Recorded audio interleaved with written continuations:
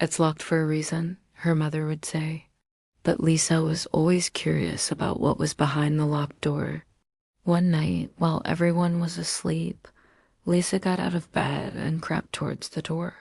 They were worried, so they decided to move into her room so she wouldn't be alone. But that night, the knocking started again. After he had done the ritual, the knocking stopped. And from that day on, Lisa never heard or felt anything strange again. But sometimes at night, when she's all alone in her bed, she can't help but wonder if the woman with no eyes is still out there, waiting for someone to let her in. This time, Lisa's parents heard it too. They stayed in the room with her, and when the knocking started, they turned on the light and opened the door. But as they stepped out into the hallway, the knocking stopped. "See, there's nothing to be afraid of," her mother said. "It's just an old house making noises." But Lisa wasn't convinced. She knew that whatever was out there didn't want them to find it. She kneeled down and pressed her eye to the keyhole. She saw a woman who was pale and facing the wall.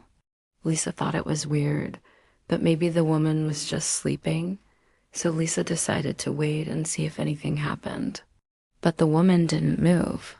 She was still standing there with her back to Lisa, just like a statue. When Lisa was little, her mother always warned her not to go into the guest room. Lisa screamed and ran away as fast as she could. The breathing was slow and shallow, like the person was in pain. Lisa started to cry, but then she heard a knock on her door. "Who's there?" she asked, her voice shaking. "It's me," said a familiar voice. "Let me in." Lisa screamed and huddled in the corner of her room. The knocking continued for what felt like an eternity. Then, just as suddenly as it started, it stopped. The next morning, Lisa told her mother what she had seen. Her mother went pale. "That's not a room," she whispered. "That's a prison." Lisa didn't believe her. She thought it was just a made-up story to scare her. But that night, she didn't sleep at all. Then, after what felt like an eternity, the woman slowly turned around. At 2 a.m., she heard someone breathing on the other side of her bedroom door. In the morning, Lisa told her parents what had happened. The next day, Lisa's parents called a priest to come and bless the house. The end. Thanks for listening.